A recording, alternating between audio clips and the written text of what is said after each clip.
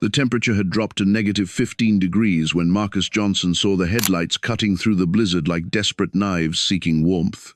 He stood at the window of his small two-story house on the outskirts of Millbrook, Montana, watching the snow accumulate in drifts that could swallow a grown man whole. The wind howled like a wounded animal, and somewhere out there, 35 motorcycles were dying in the storm. Marcus pressed his forehead against the cold glass, his breath fogging the view. His 9-year-old daughter Kaylee slept upstairs, safe beneath 3 blankets and the worn quilt his mother had made before cancer took her 4 years ago. The house was small, cramped, really. 2 bedrooms, 1 bathroom, a kitchen where the linoleum curled at the edges, and a living room that doubled as his bedroom most nights because Kaylee needed her space to be a kid. But it was warm. And right now, warmth meant everything. The headlights grew closer, and Marcus could make out the shapes now. Motorcycles, dozens of them, moving slowly, desperately, through snow that shouldn't have come this early in October. The weather service had predicted light flurries. Instead, the mountains had unleashed a whiteout that turned a 60-degree afternoon into a frozen nightmare in less than 3 hours. Marcus had been checking the news when the emergency broadcast cut through his daughter's cartoon. Massive cold front, unexpected storm system, roads closing, travelers stranded. He'd looked outside and seen nothing but white chaos. And he'd thought about all the people caught out there. Thought about them, and then tried to push the thought away because what could he do? He was a single father working double shifts at the lumber mill just to keep the lights on. He had his own problems. Then the motorcycles appeared. The lead bike pulled into his driveway, and Marcus saw the rider's hand go up, signaling to the others. They were stopping. Here, at his house, the rider dismounted, stumbling slightly, and Marcus could see ice crusted on the leather jacket, on the helmet, on every exposed surface. The figure moved toward his front door. Marcus opened it before they could knock. The rider pulled off the helmet, and a woman's face emerged, pale as the snow itself, lips tinged blue. "Please," she said, and her voice cracked like breaking ice. "Please, we can't make it another mile. We're freezing to death out here." Behind her, more riders were dismounting. Marcus counted them quickly. 35. 35 people in leather and denim meant for open roads and summer freedom, not for the kind of cold that could kill you in minutes. He saw men and women, young and old, all of them shaking, all of them looking at him with eyes that held the last fragments of hope. What would you do in this moment? Comment your answer below, because what happens next will change everything. Marcus looked back into his house, looked at the narrow hallway, the small living room, the kitchen that could barely fit 4 people comfortably. Looked at the thermostat he kept at 68 because anything higher made the electric bill impossible. Looked at the stairs leading up to where his daughter slept, innocent and safe in her small world. Then he looked back at the woman, at the riders behind her, at the storm that was killing them slowly. "Get inside," he said. "All of you, now." The woman's eyes widened. "All of us?" "Sir, there are 35. I can count," Marcus said. "Get inside before you freeze to death on my porch." What Marcus Johnson didn't know in that moment was that his simple act of humanity was about to trigger a chain of events that would expose his darkest secret, threaten everything he'd built, and force him to confront a past he'd spent 9 years trying to bury. Pay attention now, because this changes everything. The bikers flooded into his house like a tide of frozen humanity. They filled the living room, the kitchen, the hallway, the stairs. Marcus cranked the heat up to 75, then 80, watching his electric meter spin like it was trying to win a race. He'd worry about the bill later. Right now, people were alive because of a decision he'd made in 3 seconds. The woman who'd knocked first started organizing immediately. Her name was Rita, and she moved through the crowd with the efficiency of someone used to command. "Check everyone for frostbite," she called out. Toes, fingers, ears, noses. Anyone losing sensation, speak up now. Marcus pulled every blanket from his closet, every towel from the bathroom. The bikers wrapped themselves in whatever they could find, huddling together for warmth. The house, designed for 2 people, now held 37. The temperature inside climbed as bodies pressed together and the furnace worked overtime, but Marcus could still see people shivering. "I'll make coffee," he said.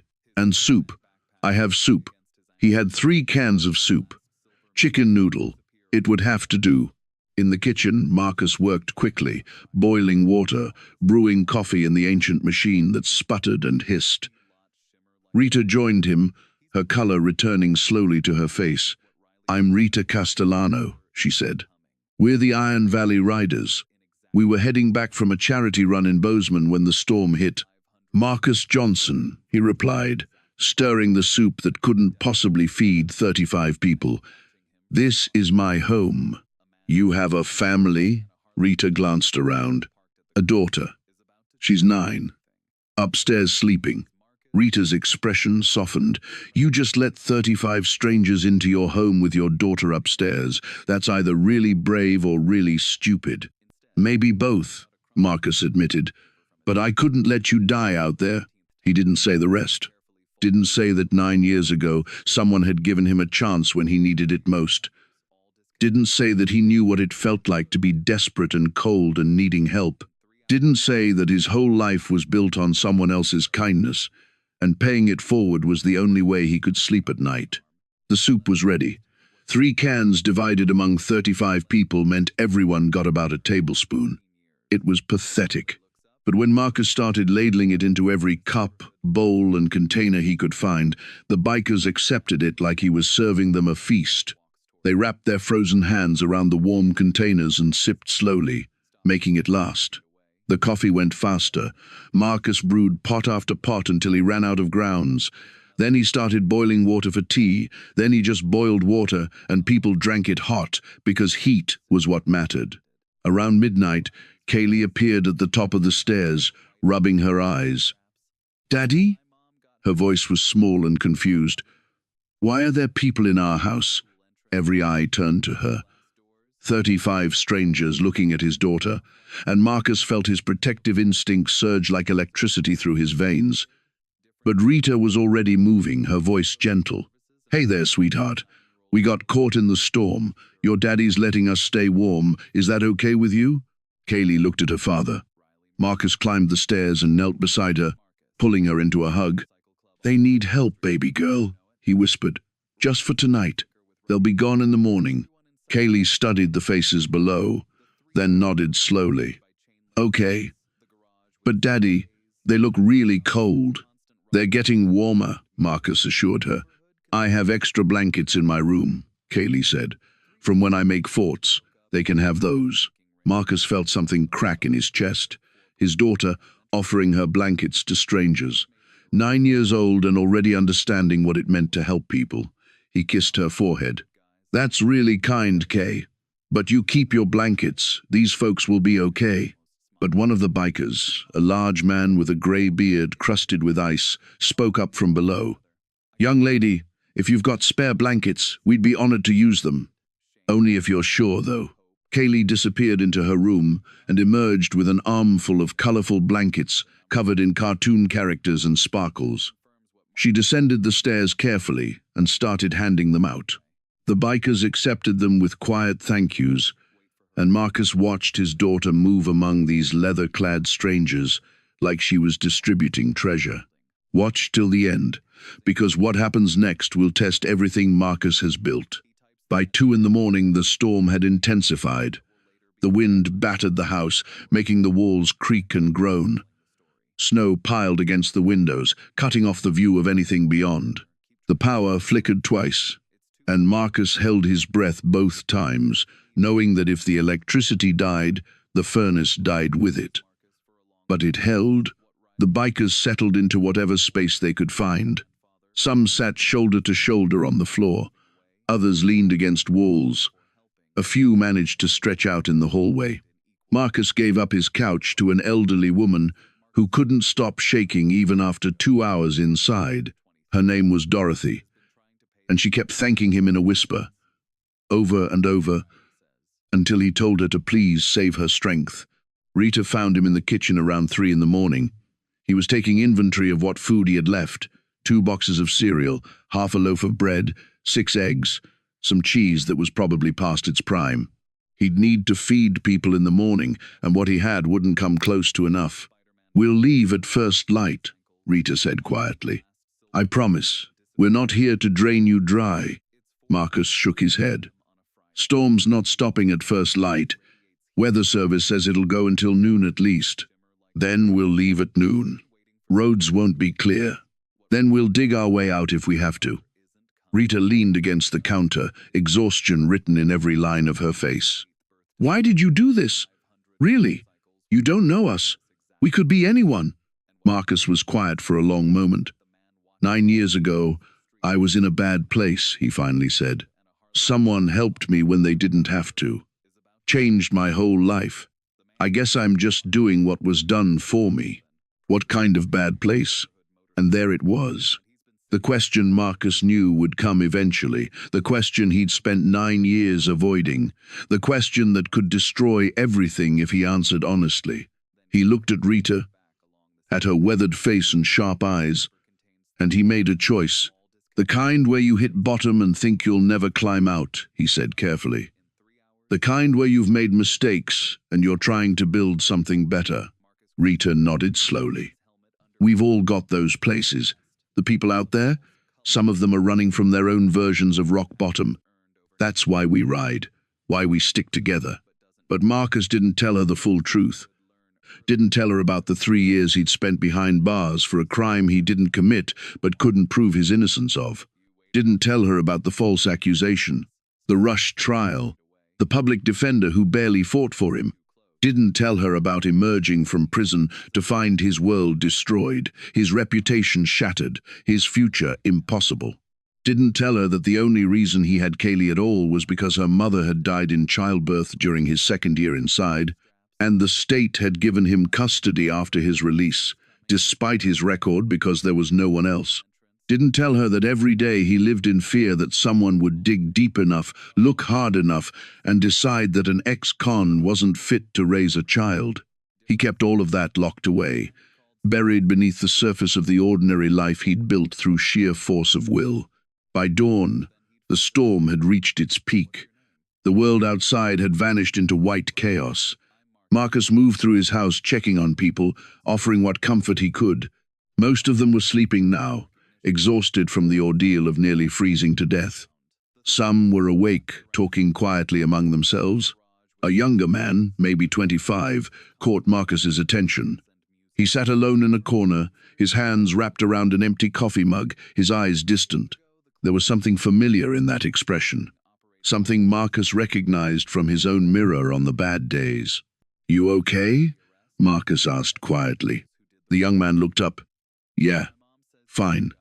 Just thinking about how close we came to dying out there." His voice was flat, emotionless. "We were maybe 10 minutes from people just falling off their bikes and not getting up. 10 minutes. Marcus sat down beside him. "But you didn't. You made it. Because of you. Because you opened your door." The young man turned to look at him. "Why? I mean, really, who does that?" "Someone who remembers needing help," Marcus said simply. The young man was quiet for a moment. Then he spoke, his voice barely above a whisper. "I was in prison for 4 years, assault charge, got out 6 months ago. The club gave me a chance when no one else would, gave me a family." He looked at Marcus. "You've got that look, like you know what it means to need a second chance." Marcus felt his heart rate spike. How could this stranger see through him so easily? "Everyone deserves a second chance," he said carefully. "Not everyone gets one, though." The young man extended his hand. "I'm Tyler Brennan, Marcus Johnson." He shook the offered hand. "Thank you, Marcus. For real. You saved our lives." What Marcus didn't know was that Tyler Brennan wasn't just grateful. He was curious. And curious people asked questions. Questions that could lead to answers Marcus couldn't afford anyone to find. The morning crawled forward. Kaylee woke up around 7 and navigated the maze of sleeping bikers to find her father in the kitchen. He made her breakfast. the last of the eggs and the last 2 slices of bread, while she peppered him with questions about the people in their house. "Are they good people?" she asked, biting into her toast. "I think so," Marcus said. "They're just people who got caught in the storm. Jessica at school says bikers are dangerous.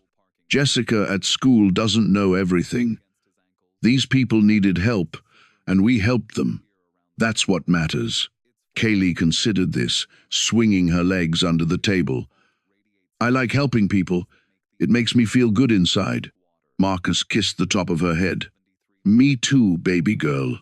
Me too." By 9 in the morning, the storm was still raging.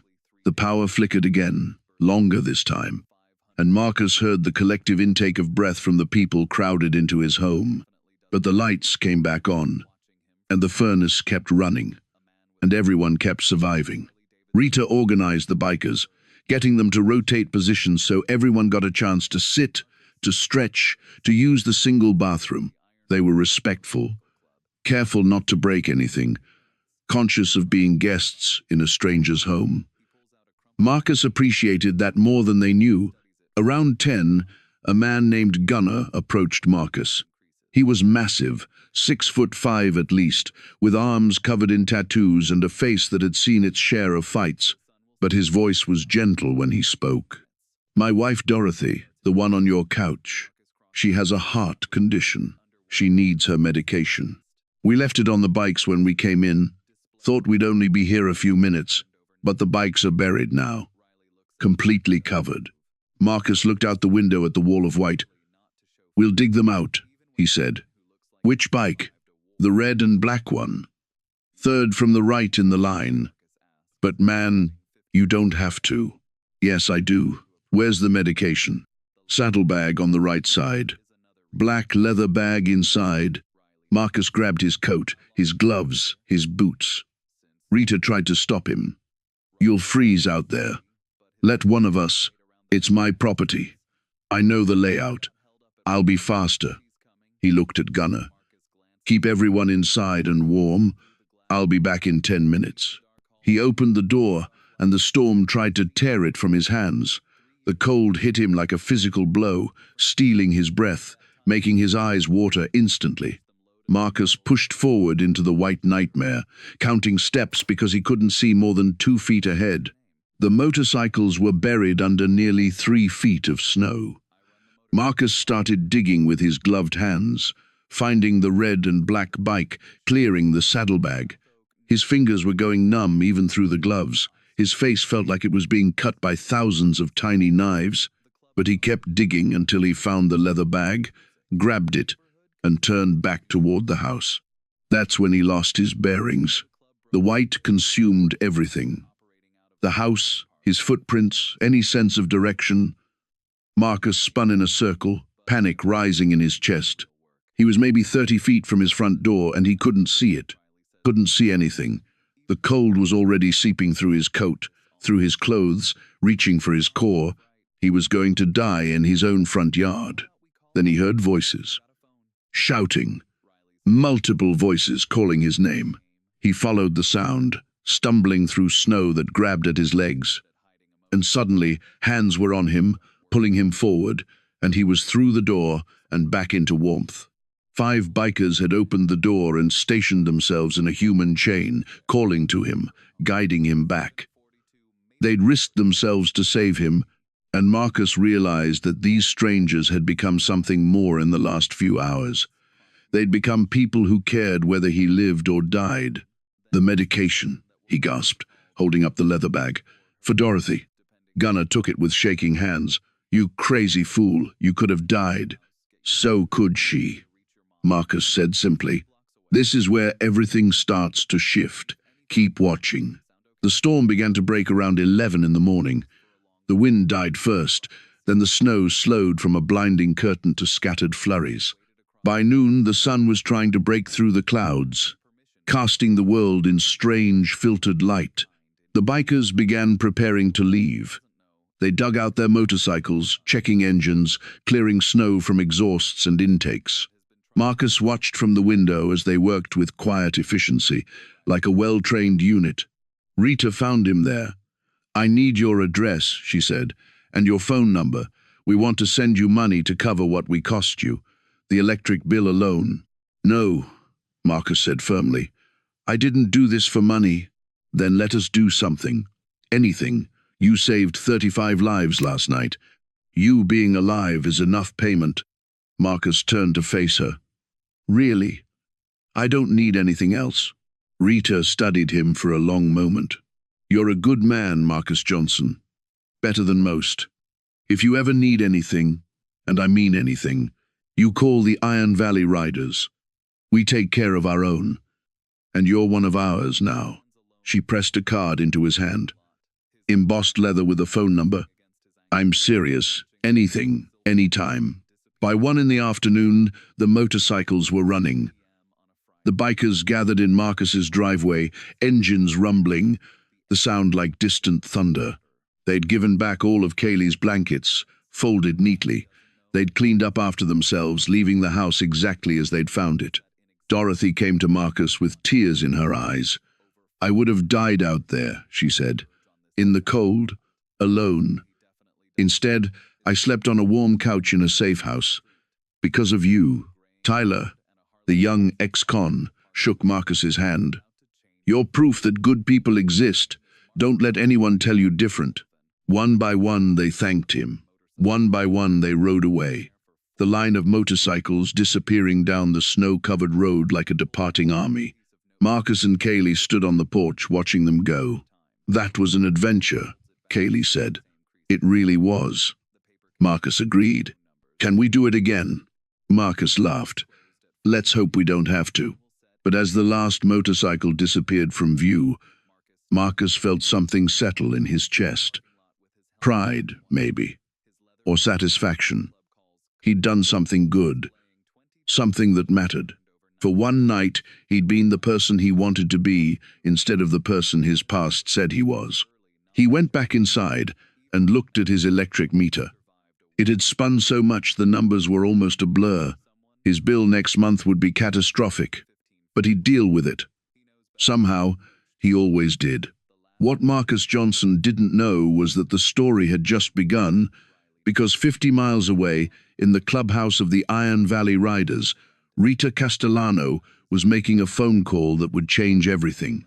The next morning came cold and clear. Marcus woke at 5:30 like always, made Kaylee's lunch for school, got her on the bus at 7:15, then headed to the lumber mill for his shift. His supervisor, a man named Hendricks who seemed to enjoy making Marcus's life difficult, was waiting for him. You're late, Hendricks said, even though Marcus was 5 minutes early. Clock says I'm on time, Marcus replied evenly. Clock's wrong. You've been dragging lately, Johnson. Maybe you need fewer hours if you can't handle the schedule. Marcus bit back the response he wanted to give. He needed every hour, every dollar. I can handle it, he said. We'll see. Hendricks walked away, leaving Marcus to start his shift, cutting and stacking lumber in the massive warehouse that smelled like sawdust and machinery. The work was brutal. Physical, repetitive, mind-numbing, but it was honest work, and it paid enough to keep the lights on and food in the fridge. Mostly. Marcus had exactly $417 in his bank account. Rent was due in 3 days at $800. He'd been planning to take a double shift this weekend to make up the difference. Now, with the electric bill from last night's marathon heating session coming, he'd need to take triple shifts if Hendricks would even give them to him. Around noon, Marcus's phone buzzed in his pocket. Unknown number. He almost didn't answer, but something made him check. Hello, Marcus Johnson?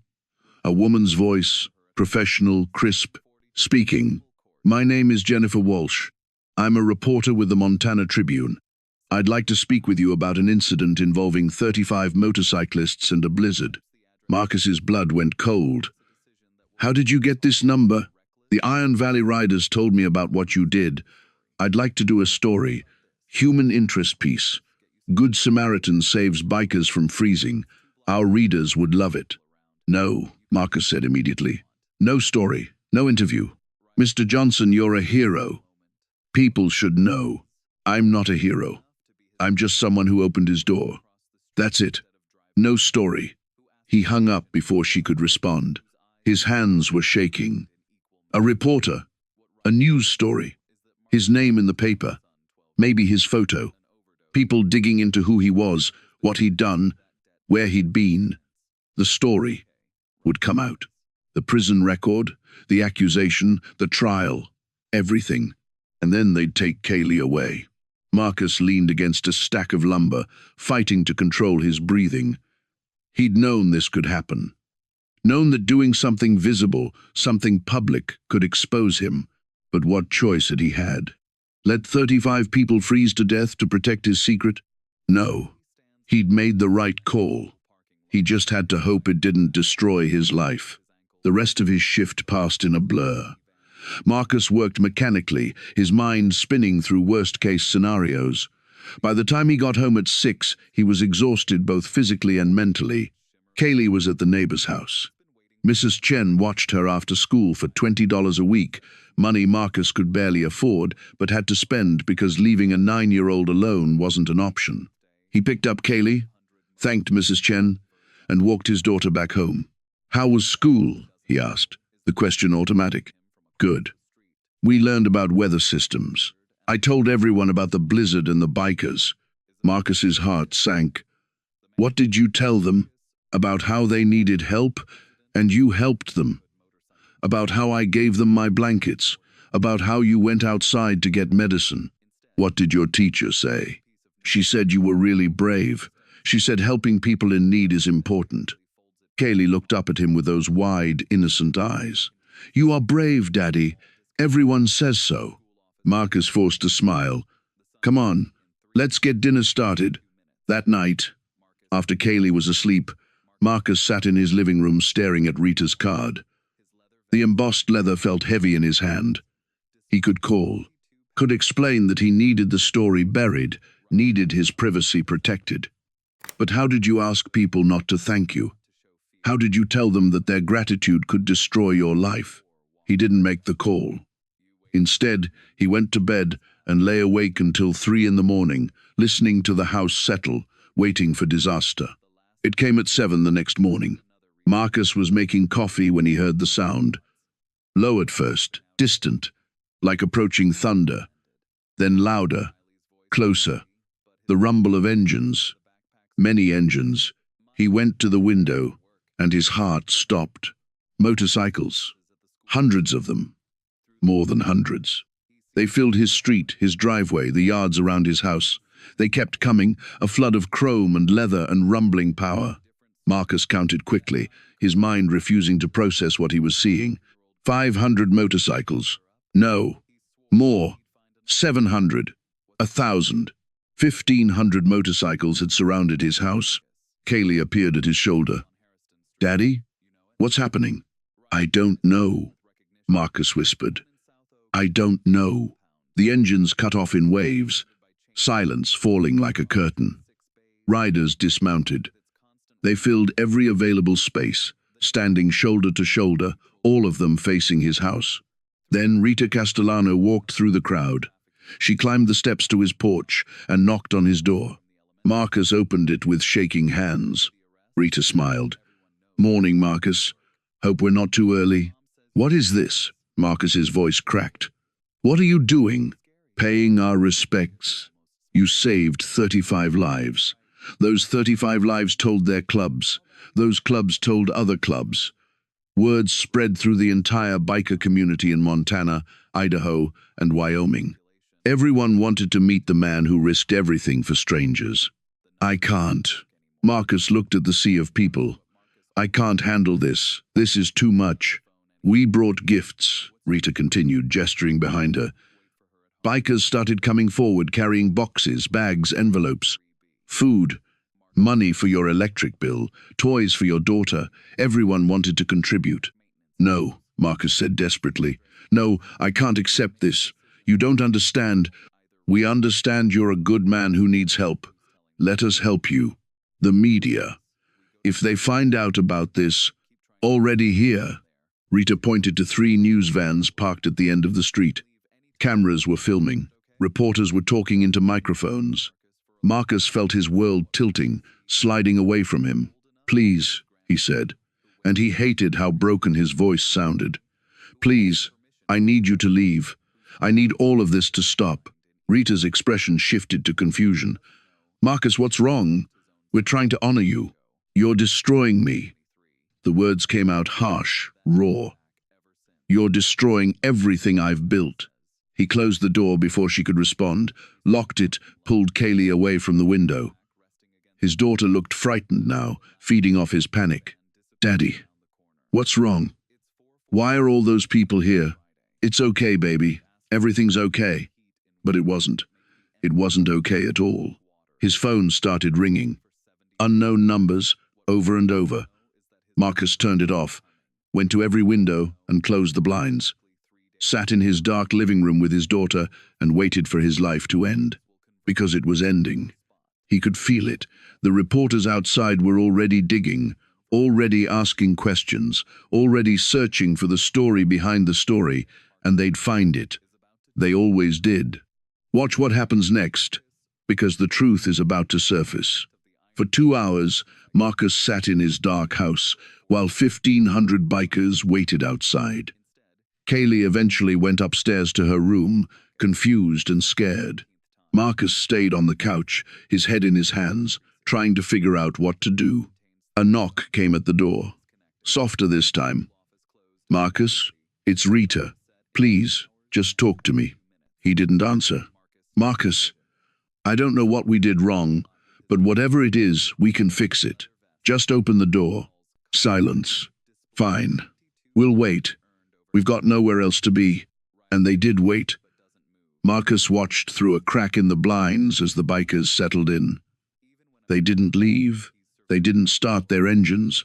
They just stayed, a silent army of leather and loyalty, surrounding his house like guards protecting something precious. The news vans multiplied. 4, 6, 8. The story was spreading. Local stations first, then regional. Marcus saw a CNN logo on one of the trucks and felt sick. Around noon, his phone buzzed with a text. He'd turned off calls but forgotten about messages. It was from Jennifer Walsh, the reporter who'd called yesterday. "Mr. Johnson, I know why you're scared. I found your record, the conviction 9 years ago, but I also found the truth. Please call me. This isn't what you think." Marcus stared at the message. She knew. The reporter knew about his past, about the 3 years in prison, about the false accusation that had destroyed his life. She knew everything. It was over. He texted back with shaking fingers. "What truth?" The response came immediately. "The man who accused you recanted. 2 years after you were released, said he lied because of a personal grudge. Your conviction was overturned. You're officially innocent. Has been for 7 years. You didn't know?" Marcus read the message 3 times. 4, 5.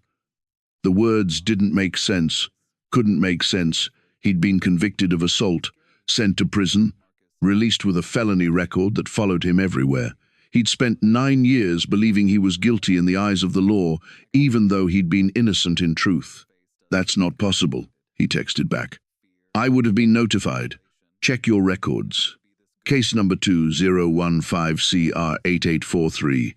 State of Montana versus Marcus Johnson.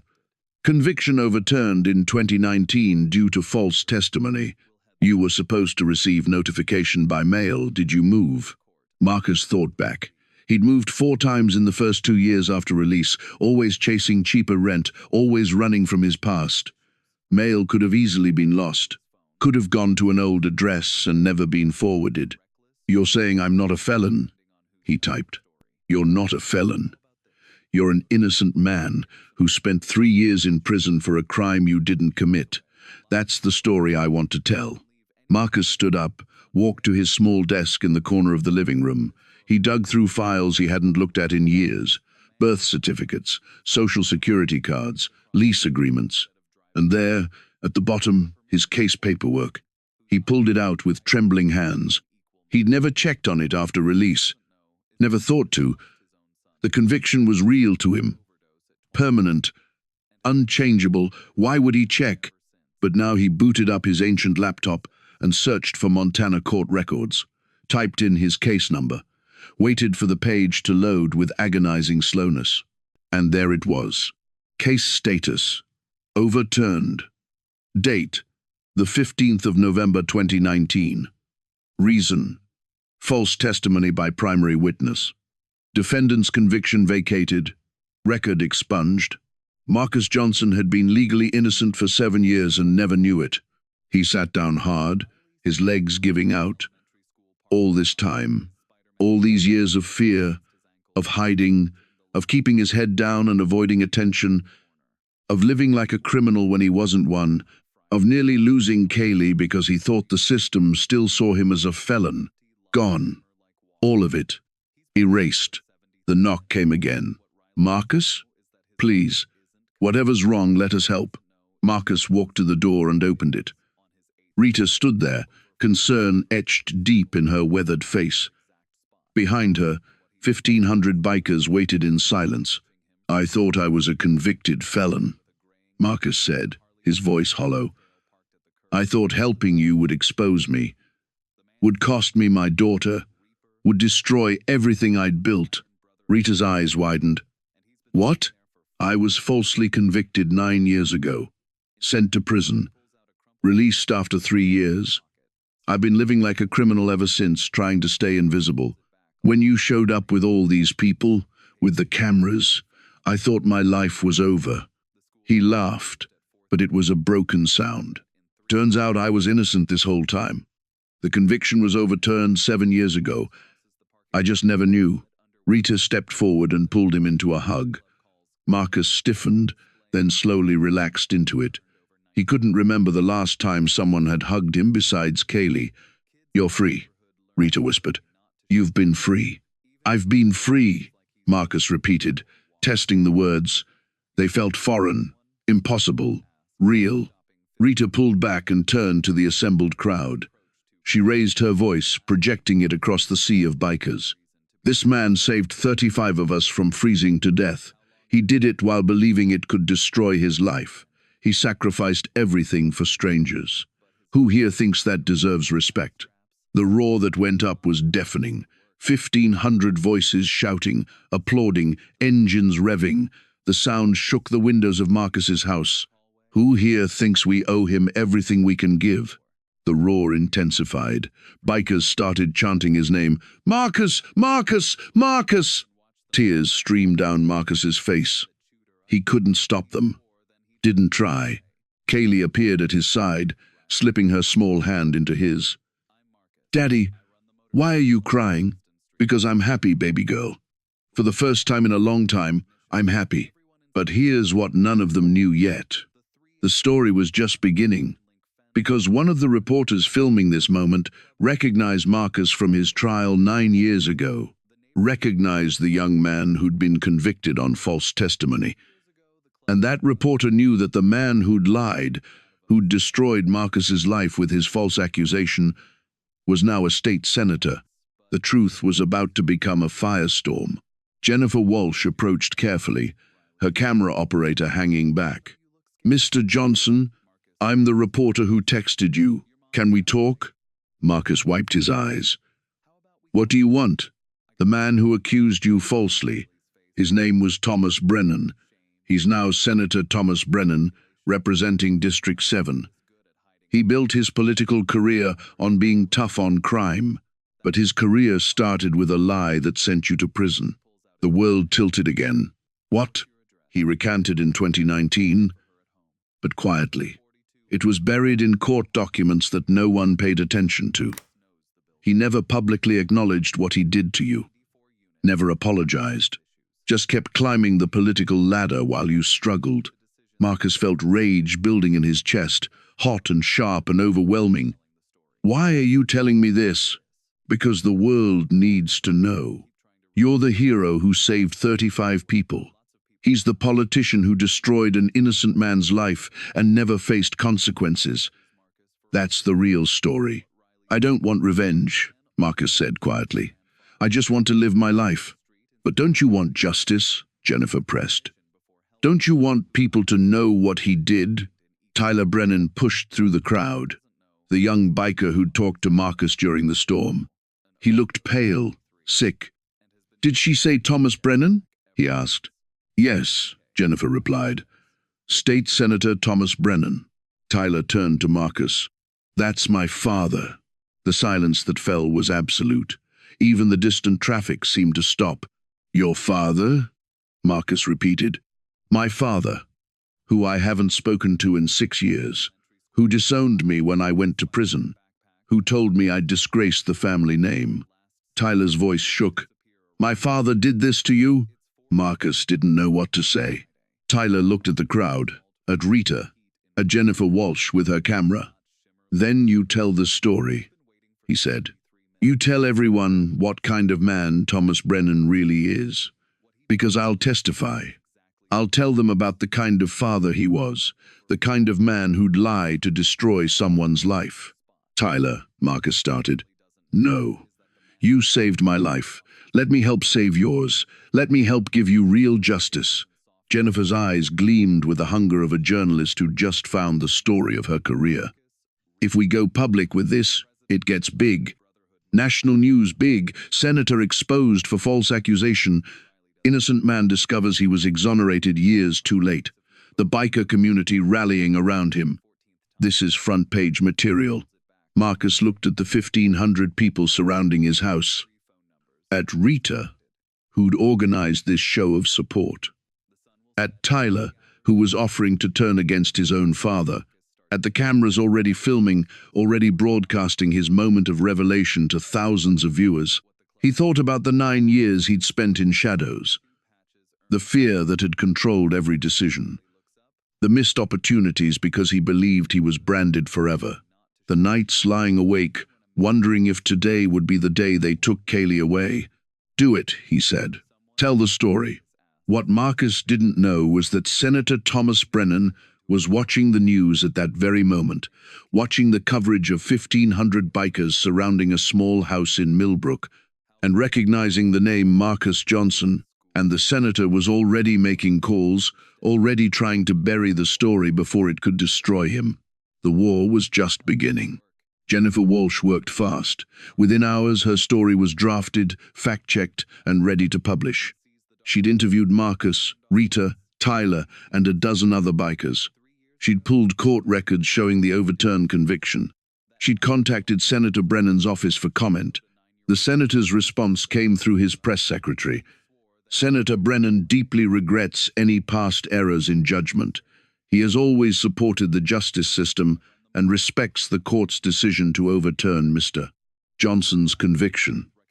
The senator wishes Mr. Johnson well in his future endeavors. It was politician speak for no comment, no apology, no acknowledgement of the destruction he'd caused, just empty words designed to deflect responsibility. The story went live at 8 that evening.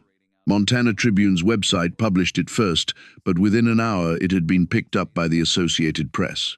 By 9, CNN was running it. By 10, it was trending on social media. Marcus sat in his living room. Kaylee asleep upstairs, watching his story spread across the internet like wildfire. The headline read, "Hero who saved 35 bikers discovers he was innocent all along. Senator's lie sent him to prison." His phone wouldn't stop ringing. Reporters. Lawyers offering to sue Senator Brennan. Advocacy groups wanting him to speak about wrongful convictions. The governor's office requesting a meeting. It was overwhelming. Rita had stayed behind when the other bikers finally dispersed around 6. She sat with Marcus now, helping him sort through the chaos. "You need a lawyer," she said. "A good one. Someone who can help you navigate all this." "I can't afford a lawyer," Marcus said. "The club has connections. We know people. Let us help." Before Marcus could respond, there was a knock at the door. It was nearly 11 at night. Marcus opened it cautiously. A man in an expensive suit stood on his porch. 50-something, silver hair, the kind of presence that commanded attention. "Mr. Johnson? My name is David Carpenter. I'm an attorney specializing in wrongful conviction cases. I'd like to represent you."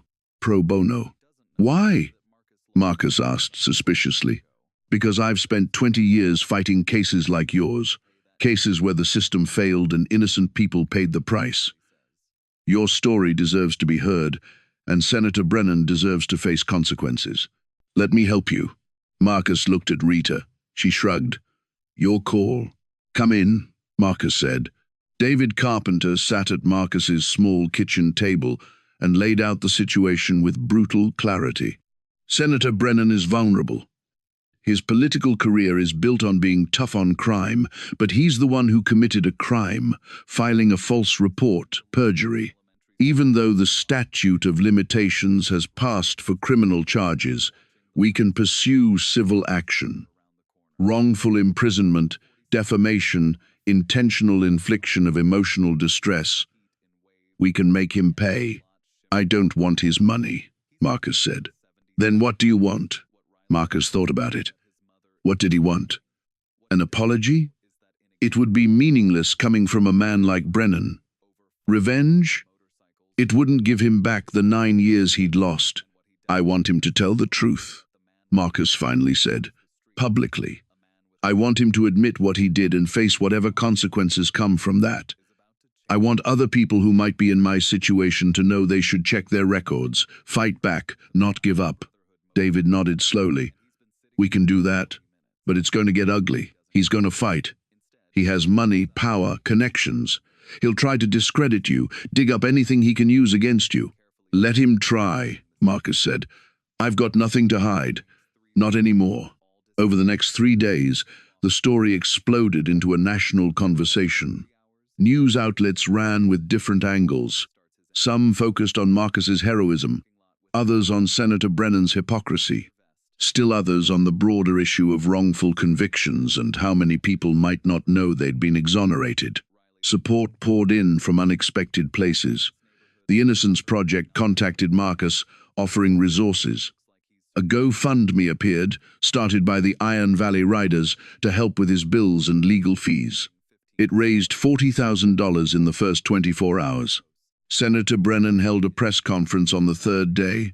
Marcus watched it with Rita and David, Kaylee at school, all of them crowded around his laptop. The senator looked composed, confident. I want to address the recent allegations regarding Mr. Marcus Johnson. 9 years ago, I made a statement to police regarding an altercation. I believed at the time that my statement was accurate. However, upon reflection and after consulting with my attorney, I came to realize that my memory of events was flawed. I contacted the authorities and corrected my statement, which led to Mr. Johnson's conviction being overturned. I have no further comment on this matter. He walked away without taking questions. Marcus felt his hands curl into fists. He's making it sound like an honest mistake, like he just misremembered. He perjured himself, David said flatly, and we're going to prove it.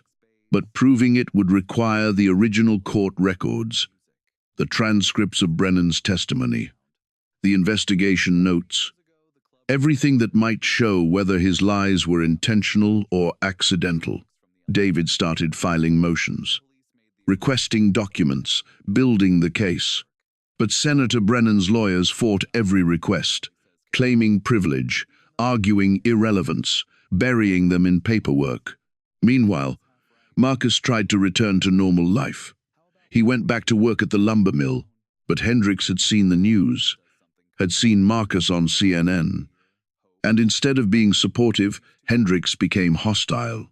Think you're special now, Hendricks said on Marcus's first day back. Think you're too good for this job? I just want to work, Marcus replied evenly. Good. Then stop talking to reporters and do your job. But the reporters kept coming. They showed up at the mill, at Marcus's house, at Kaylee's school. The attention was suffocating. Marcus had spent 9 years trying to be invisible, and now he was the most visible person in Montana. Kaylee struggled with it too. Kids at school asked her questions she couldn't answer. Teachers treated her differently, like she was fragile. She came home one day in tears. I just want everything to go back to normal, she sobbed into Marcus's chest. I know, baby, I know. I'm sorry. It's not your fault, Daddy. You were just being nice to people. Sometimes being nice comes with complications, Marcus said softly. That night, lying in bed, unable to sleep, Marcus wondered if he'd made the right choice. Maybe he should have just let the bikers leave, should have stayed quiet about his past, should have let Brennan keep his lies buried and his political career intact. But then he thought about all the other people who might be in his situation, who might not know they'd been exonerated, who might be living in fear for no reason. If his story helped even one person check their records, fight back, reclaim their life, wasn't that worth the chaos? He wanted to believe it was. 2 weeks after the story broke, things took a darker turn. Marcus came home from work to find his front door open. Not broken, just open. He'd locked it that morning. He always locked it. He called the police before going inside. They arrived within minutes, cleared the house, found no one. But things had been moved, drawers opened, papers shuffled. His laptop was gone. Looks like someone was searching for something, the officer said. Any idea what? Marcus looked around his violated home and felt cold anger settling in his gut. They wanted to find dirt on me, something they could use. Who's they? Take a guess. The officer, a young woman named Garcia, frowned. You're saying Senator Brennan broke into your house? I'm saying someone who wants to protect him did. Same difference. Garcia took notes, dusted for prints, told Marcus to call if anything else happened. But they both knew nothing would come of it. No evidence, no witnesses, just the clear message. Back off. Marcus called David Carpenter. The lawyer arrived within an hour, anger radiating off him like heat. This is intimidation, witness tampering, obstruction. Can we prove it? No. But we can use it. Show that Brennan is desperate enough to resort to criminal acts to protect himself. David paced Marcus's living room. Did they take anything besides the laptop? I don't think so. Most of my important documents are in a safe deposit box. The laptop was old, barely worked, had nothing on it but Kaylee's homework files. Then this was just a fishing expedition. They wanted to scare you. It worked, Marcus admitted. Kaylee's going to be home in an hour. What do I tell her? That someone broke into our house looking for ways to hurt her father? David's expression softened. Tell her the truth, that some people don't like what you're doing, but you're doing it anyway because it's right. She's old enough to understand that. When Kaylee got home, Marcus sat her down and explained carefully. She listened with wide eyes, then wrapped her arms around him. Are we safe? She asked. Yes, I promise. I'm going to keep you safe. What if they come back? Marcus thought about Rita's card, still in his wallet, about the 1,500 bikers who'd surrounded his house, about the community that had formed around his story. They won't, he said, because we're not alone. He called Rita that night, explained what happened. Her response was immediate. Give me 1 hour. 60 minutes later, 5 motorcycles pulled up outside Marcus's house. 5 bikers, all of them large, all of them serious, positioned themselves like sentries. Rita climbed off the lead bike and approached Marcus's porch. 24/7, she said, rotating shifts. No one gets near your house without going through us first. You don't have to do this, Marcus said, though relief flooded through him. Yeah, we do.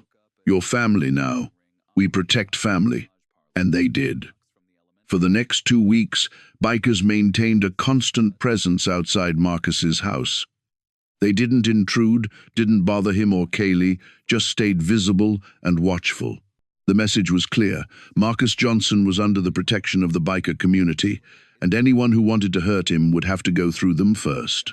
The break-in story made the news. More fuel on the fire. Senator Brennan's poll numbers began dropping. His primary challenger, sensing blood in the water, started running ads highlighting the Marcus Johnson case. Can we trust a man who sent an innocent person to prison? The ads asked. Brennan tried to fight back.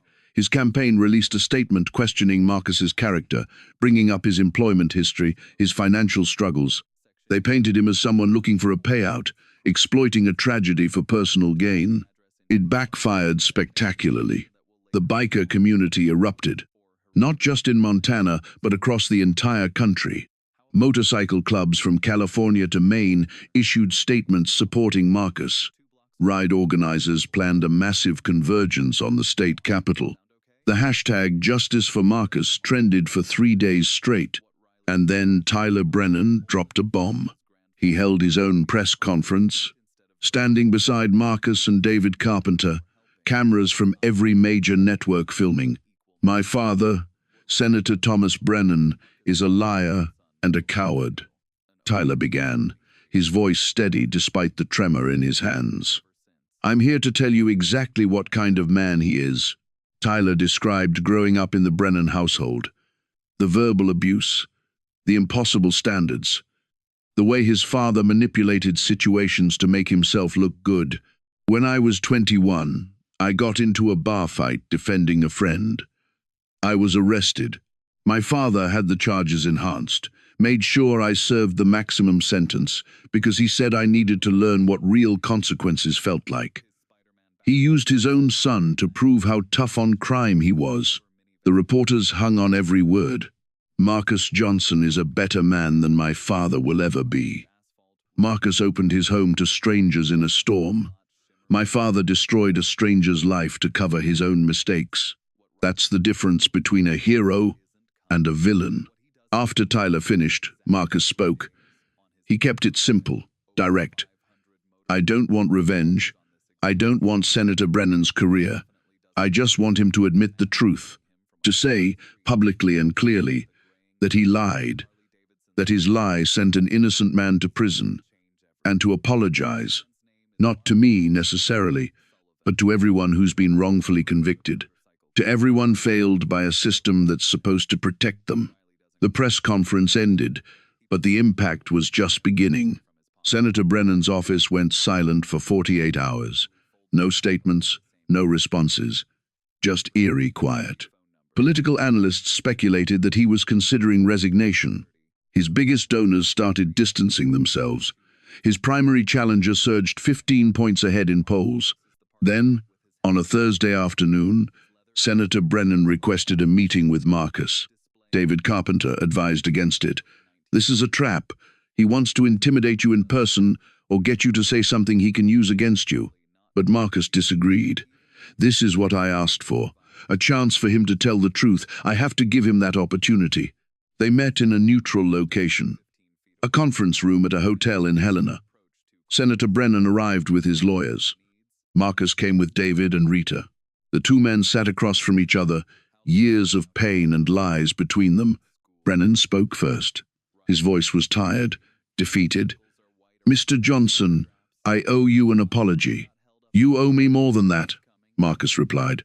I know what I did. 9 years ago, I made a false accusation. I claimed you assaulted me outside a bar. The truth is, we had an argument, a shoving match at most, and I was the one who escalated it. But I was running for city council at the time, building a reputation, and I needed to look like a victim standing up to a criminal. So I lied. The words hung in the air like poison. When I realized what my lie had cost you, 3 years in prison, your reputation, your future, I tried to make it right. I contacted authorities, recanted my testimony, but quietly. I didn't want it affecting my career. I thought fixing it legally was enough. I was wrong. Marcus felt tears building but refused to let them fall. You destroyed my life. Do you understand that? I spent 9 years believing I was a criminal, afraid to apply for jobs, to make friends, to do anything that might expose my record and cost me my daughter. 9 years of fear and shame for something I didn't do. I know, and I'm sorry. Truly, deeply sorry. Sorry doesn't give me those years back. No, it doesn't. Nothing can. Brennan looked at his lawyers, then back at Marcus. I'm prepared to make a public statement, admitting everything. I'll resign from the Senate. I'll pay whatever damages the court decides. I'll do whatever it takes to make this right. David leaned forward. Put it in writing. The admission, The resignation. Everything.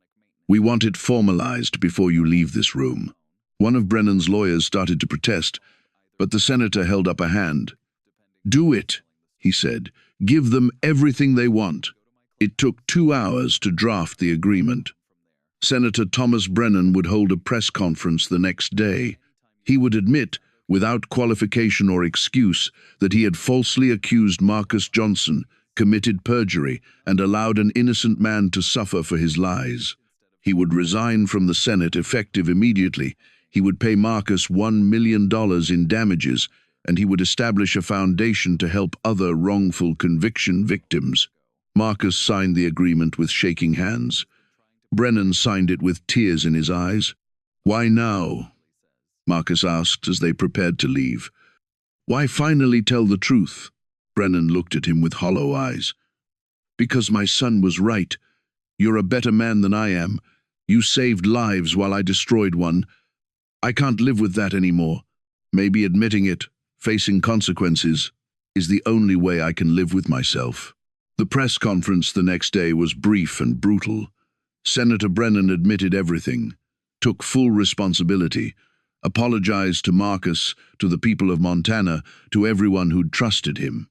He resigned on camera, his political career ending in disgrace. Marcus watched from home with Kaylee on the couch beside him. His daughter looked up at him. Is it over now, Daddy? Yeah, baby girl, it's over. Good. Can we have normal again? Marcus laughed, surprising himself. We can try, but normal looked different now.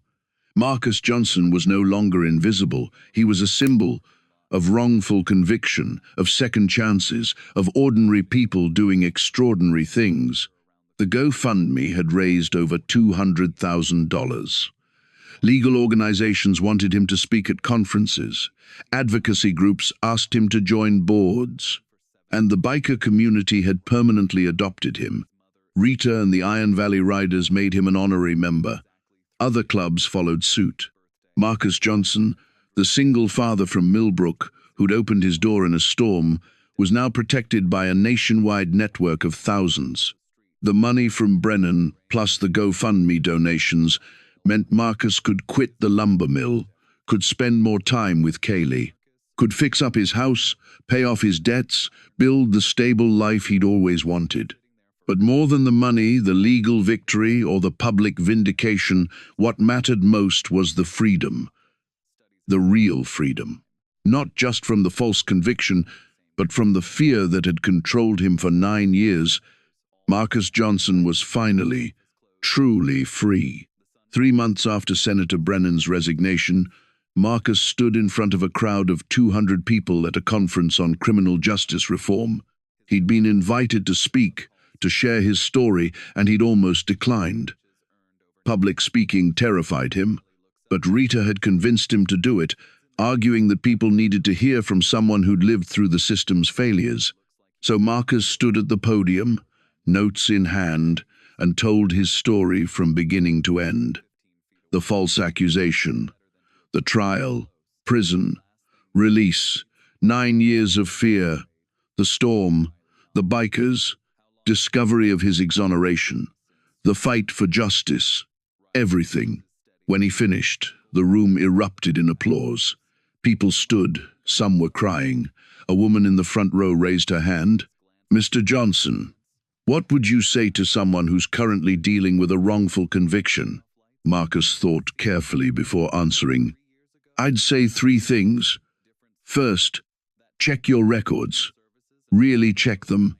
I didn't know I'd been exonerated for 7 years because I never thought to look.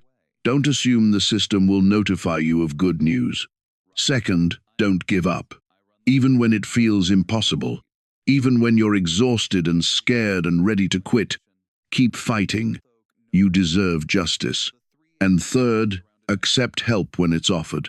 I spent 9 years trying to be invisible, trying to handle everything alone. When the biker community showed up to support me, I almost turned them away. Don't make that mistake. Let people help you. Another hand went up. A man this time, older, worn down by life. How did you stop being angry? How did you forgive? Marcus shook his head. I didn't say I forgave. I'm not sure I have. Completely. Brennan destroyed 9 years of my life. That's not something you just get over. But I did decide that anger wasn't going to control me anymore. For 9 years, fear ran my life. I didn't want to spend the next 9 years letting rage do the same thing. So I choose, every day, to focus on moving forward instead of looking back. Some days are easier than others. The questions continued.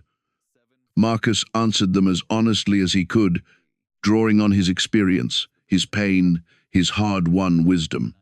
When the session ended, people lined up to speak with him personally, to share their own stories, to ask for advice, to simply thank him for being visible, for showing that survival and success were possible.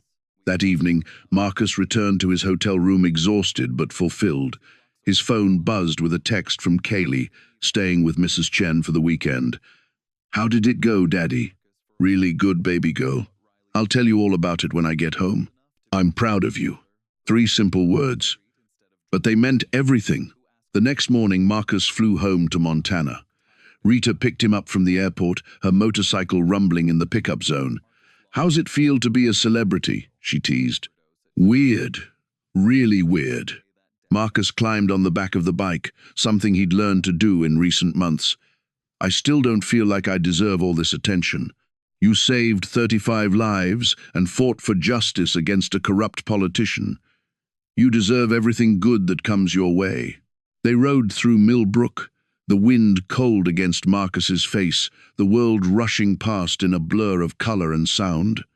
He'd never imagined this life, never dreamed that opening his door to freezing strangers would lead to all of this. But here he was, free, safe, surrounded by people who cared, building something real.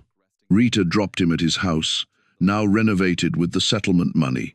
New roof, new furnace, fresh paint. It looked like a real home instead of a place he was just surviving in. Kaylee burst out the front door and launched herself at him. Marcus caught her, spinning her around, both of them laughing. "Welcome home, Daddy." "Good to be home, Kay." They went inside, and Marcus looked around at the life he'd built. Photos on the walls, Kaylee's drawings on the fridge, warmth and light and safety. This was what freedom looked like. That night, after Kaylee was in bed, Marcus sat on his porch looking at the stars. The same porch where Rita had knocked months ago, where 1,500 bikers had gathered, where his old life had ended and his new one had begun. His phone buzzed. A message from an unknown number. Marcus almost ignored it, but something made him check.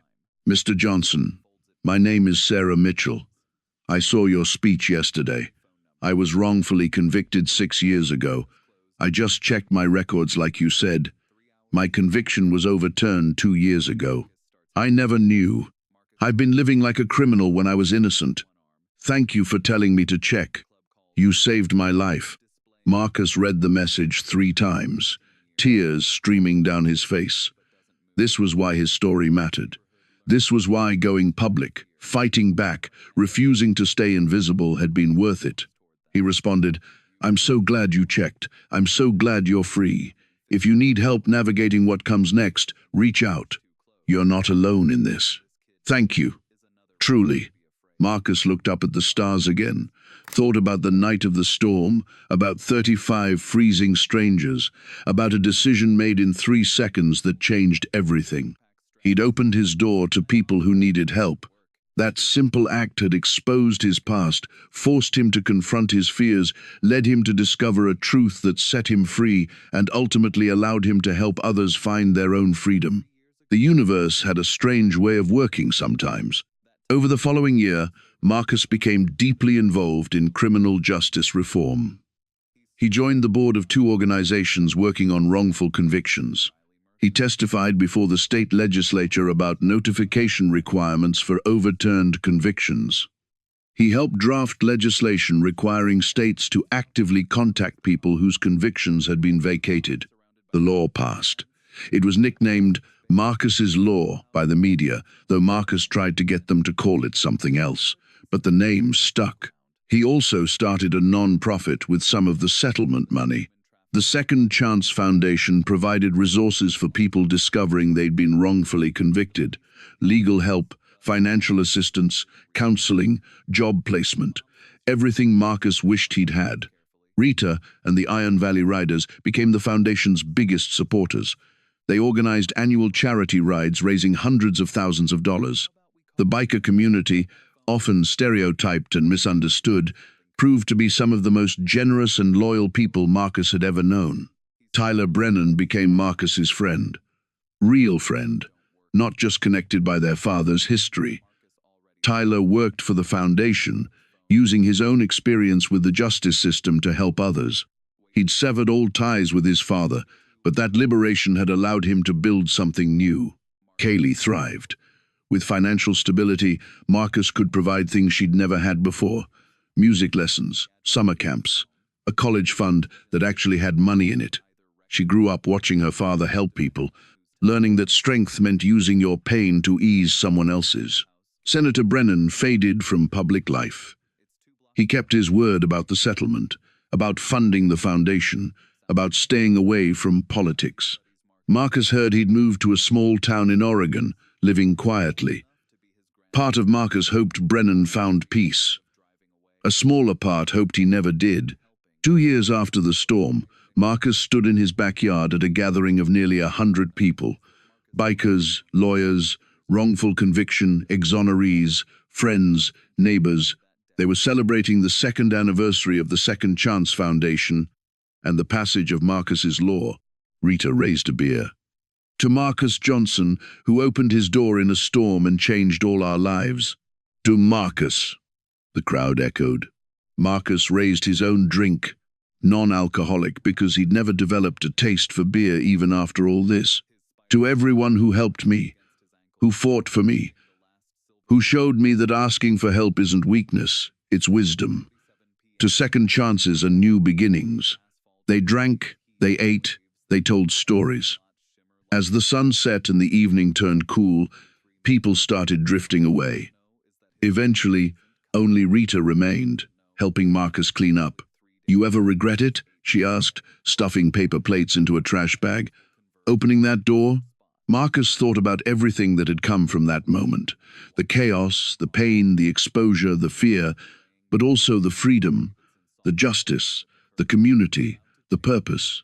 "Not for a second," he said, "even with everything it cost you." "It didn't cost me, it gave me everything. It gave me my life back." Rita smiled. "You're a good man, Marcus Johnson. I'm just a man who opened his door. Sometimes that's all it takes." After Rita left, Marcus sat on his porch again. This had become his thinking spot, his processing place.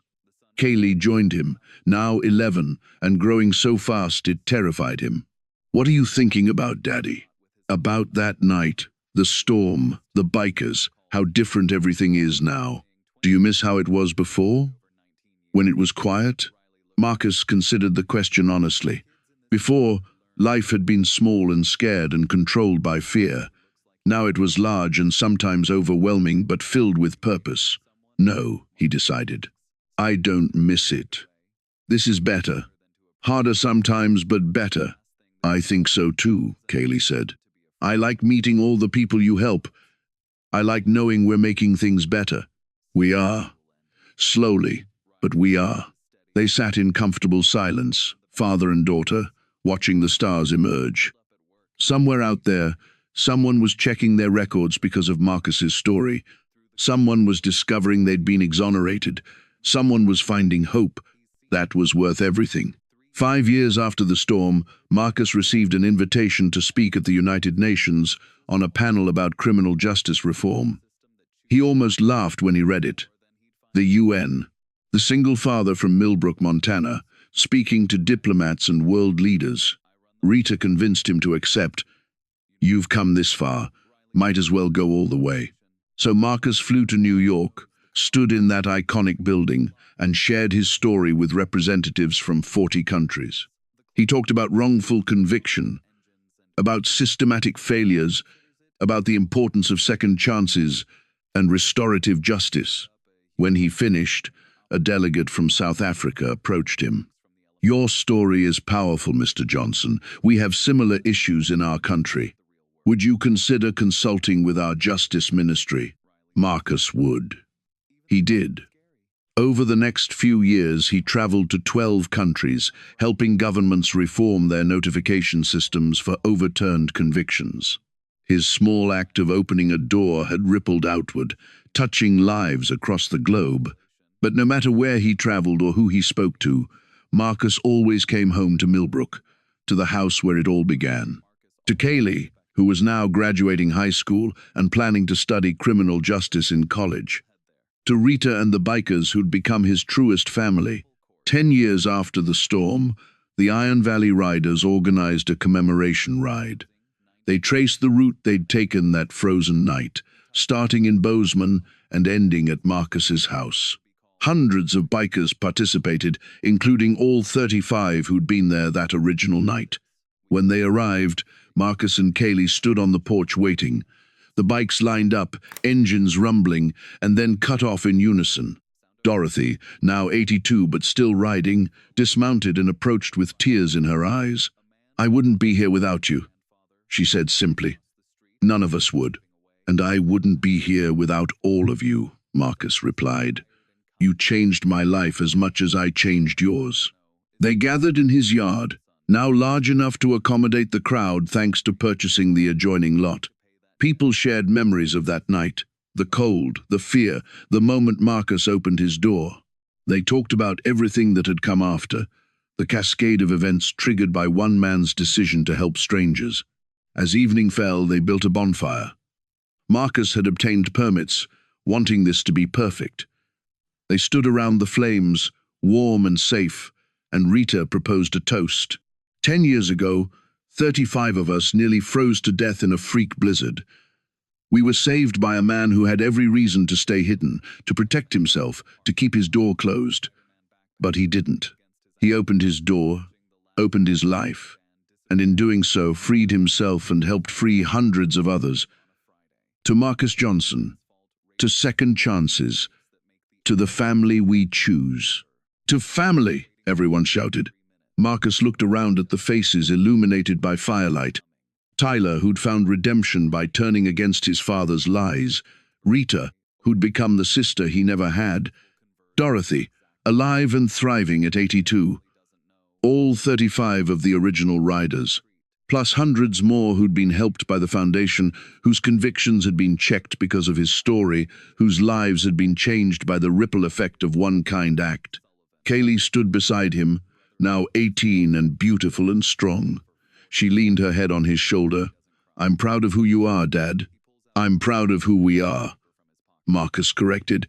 "None of this would matter without you." Later, after the crowd had dispersed and only Rita remained, Marcus stood on his porch one last time. This porch where everything had changed, where fear had been replaced by courage, where isolation had been replaced by community, where shame had been replaced by pride. Rita joined him, 2 beers in hand. She gave him one. He took it, but didn't drink. Old habits dying hard. "You ever wonder what would have happened if you'd kept that door closed?" she asked. Marcus shook his head. "No, because I couldn't have lived with myself if I had. Some decisions aren't really choices, they're just who you are. Who you are saved a lot of lives. Who I am was saved by a lot of people," Marcus countered. "It goes both ways." Rita clinked her bottle against his. "To both ways, then. To both ways." They stood in comfortable silence as the night deepened around them. Somewhere in the distance, a motorcycle engine started and faded into the darkness. Someone heading home after the gathering. Someone safe because 10 years ago, Marcus had opened his door. That was the thing about kindness, Marcus had learned. It never stayed small. It grew, spread, multiplied in ways you could never predict. A single act could trigger a cascade that changed thousands of lives, could expose injustice, force accountability, create new laws, help people across the globe, or sometimes kindness just meant survival. Warmth on a cold night, shelter from a storm. The knowledge that you weren't alone. Both mattered. Both were necessary. Both were worth whatever they cost. Marcus Johnson had opened his door to 35 freezing strangers. In return, 1,500 bikers had shown up to honor him. But the real gift wasn't the numbers. It was the understanding that humans needed each other, that community meant survival, that vulnerability and strength weren't opposites but partners. He'd spent 9 years trying to be invisible, believing safety meant isolation. He'd been wrong. Safety meant connection. Freedom meant being seen. Strength meant accepting help. These were the lessons he carried now. The truths he shared when he spoke, when he helped others, when he raised his daughter. These were the gifts of that frozen night. As Rita finally left, and Marcus turned to go inside, he paused at the door. His hand on the handle, he thought about that moment 10 years ago. The hesitation, the fear, the choice. He'd open the door then. He'd keep opening it now. For anyone who needed shelter, help, a second chance. Because that's who Marcus Johnson was. Not a hero, not a symbol. Just a man who believed that when someone was freezing in a storm, you opened your door.